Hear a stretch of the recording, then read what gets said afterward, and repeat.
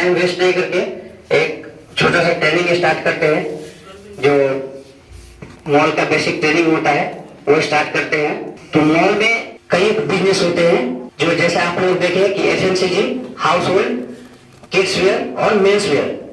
इसमें sub division हो गया। FMCG, men's wear, ladies wear, kids where और हाउस होल्ड, इसमें होते हैं सब डिवीजन। सब डिवीजन में कौन कौन आता है?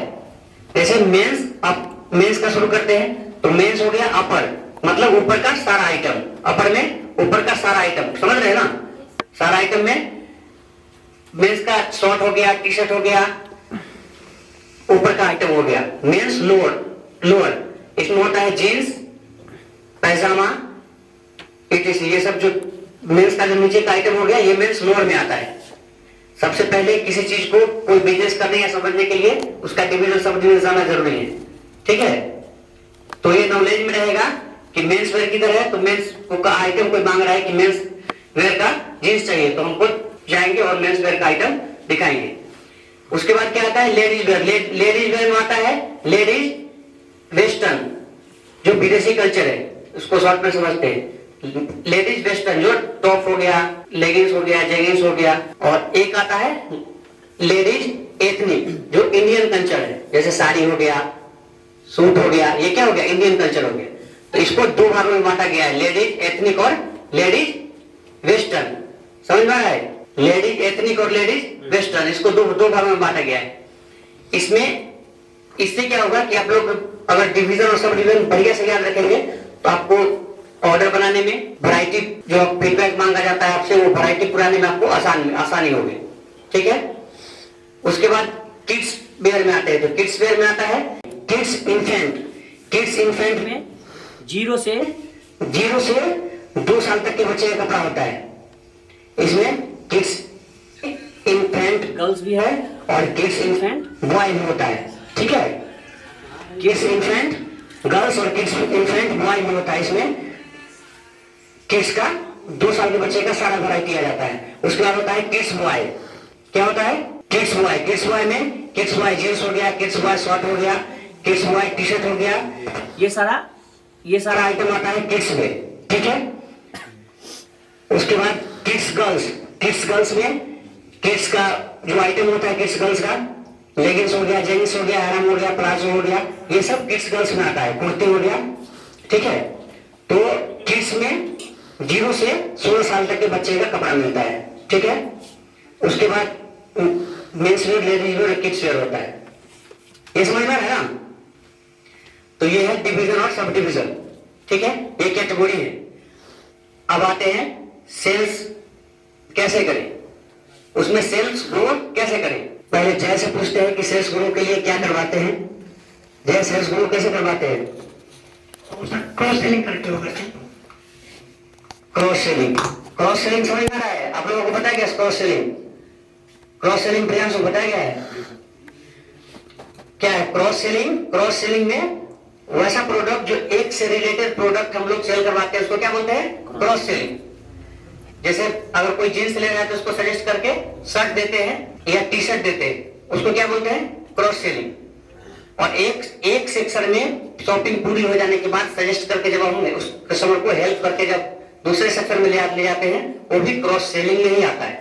ठीक है, तो सेल कैसे बढ़ता है? क्रॉस सेलिंग से। कैसे बढ़ता है? क्रॉस सेलिंग से। और उससे पहले क्या करते हैं आप लोग? कस्टमर सर्विस के लिए क्या करते हैं? कस्टमर सर्विस के लिए क्या करते हैं? सबसे पहले कस्टमर ग्रीट करते हैं। कस्टमर आया, उनको नमस्ते, हेलो, कैसे हैं सर, उसको ग्रीट करेंगे सर। कस्टमर का मदद करते हैं। सेल्स का सबसे आसान तरीका है कस्टमर को मदद करना और कस्टमर के अकॉर्डिंग प्रोडक्ट देना। सबसे आसान तरीका है। बता के गए थे हम लोग जब लास्ट टाइम ब्रीफिंग हुआ था हमारा कि कैसे करते हैं। GUEST क्या होता है? GUEST guest. गेस्ट का स्पेलिंग हो जाए तो हम लोग क्या करते हैं? जी से ग्रेट टू कस्टमर। क्या करते हैं? करके बताएंगे। जी से ग्रीट टू कस्टमर।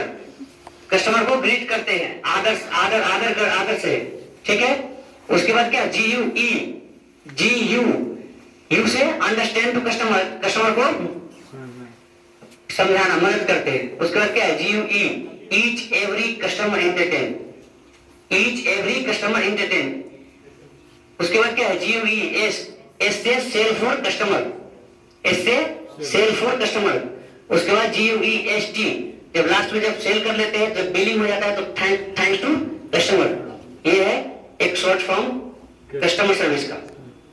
ठीक है, हर एक कस्टमर को नमस्ते इसलिए करते हैं क्योंकि कस्टमर हमारे लिए सम्माननीय होते हैं, और हमारा भारतीय कल्चर भी है कि नमस्ते करके कोई काम हम लोग शुरू करते हैं। ठीक है, तो ये हो गया कस्टमर सर्विस का एक छोटा सा उदाहरण। और सेल में होता है क्रॉस सेलिंग, अप सेलिंग और सजेस्टिव सेलिंग। क्या क्या होता है, क्रॉस सेलिंग, अप सेलिंग और सजेस्टिव सेलिंग। तो क्रॉस सेलिंग में जैसे बताया कि एक चीज सेल करने के बाद उससे रिलेटेड दूसरा प्रोडक्ट सजेस्ट करके कस्टमर को मदद करके सेल कराते हैं, तो उसको क्या बोलते हैं, क्रॉस सेलिंग। उसके बाद होता है अप सेलिंग। अप सेलिंग मतलब, अप सेलिंग का मतलब होता है कि जैसे एक प्रोडक्ट है, जैसे एक फेयर लवली है, एक 50 ml का है, एक 100 ml का है। तो ये क्लियर है कि 100 ml वाला कस्टमर लेगा तो उसको ज्यादा का फायदा होगा, क्योंकि ज्यादा बड़ा प्रोडक्ट लेने में क्या होता है कि पैसा कम लगता है। तो ये होता है अप सेलिंग। अगर कस्टमर को समझ में नहीं आया तो उसको ये समझाना है कि ज्यादा बड़ा फाइल लेंगे तो आपका पैसा सेविंग होगा और यूज तो होना है। तो इसको क्या बोलते हैं, अप सेलिंग। मतलब ज्यादा दाम का प्रोडक्ट को सेल करना क्या होता है, अप सेलिंग। तो क्रॉस सेलिंग, अप सेलिंग हो गया। अब सजेस्टिव सेलिंग। सजेस्टिव सेलिंग किसे कहते हैं, सजेस्टिव सेलिंग जैसे एक प्रोडक्ट, जैसे FMCG में कस्टमर सेल कर रहा है तो बहुत सारा चीज क्या होता है कि कस्टमर को याद नहीं रहता है। क्या होता है, याद नहीं रहता है। तो कस्टमर एक दो प्रोडक्ट लेते हैं और चले जाते हैं, फिर जब घर पर जाके याद आता है। तो सजेस्टिव सेलिंग में उनका बास्केट प्रोडक्ट की हेल्प करते हैं, और सजेस्टिव सेलिंग में एक से रिलेटेड प्रोडक्ट उनको बताते रहते हैं कि सर हमारे पास ये भी है, हमारे पास ये भी है, और ये इस MRP का है, इस कंपनी में एक वैरायटी में ऑर्डर है तो कई एक कंपनी का है। तो सजेस्टिव सेलिंग एक ये हो गया। दूसरा कि जो ऑफर चल रहा है, जो ऑफर स्टोर में चल रहा है उसको बता के कस्टमर को और ज्यादा फायदा करवाना कस्टमर का और सेल करवाना, ये होता है सजेस्टिव सेलिंग के अंतर्गत आता है। ठीक है, तो सेलिंग का तीनों तरीका जान लिए, क्रॉस सेलिंग, अप सेलिंग और सजेस्टिव सेलिंग। तो एक कहावत है, जिस सोच को डूबे पुरस्कार वो दोहराएगा बार बार। इसीलिए हिंदुस्तान मेगा मार्ट अच्छे काम करने वालों के लिए ये पुरस्कार दे रहा है आप लोगों को। तो हिंदुस्तान मेगा मार्ट का सोच है कि जो बेहतर है वो बेहतर पुरस्कार पाएगा।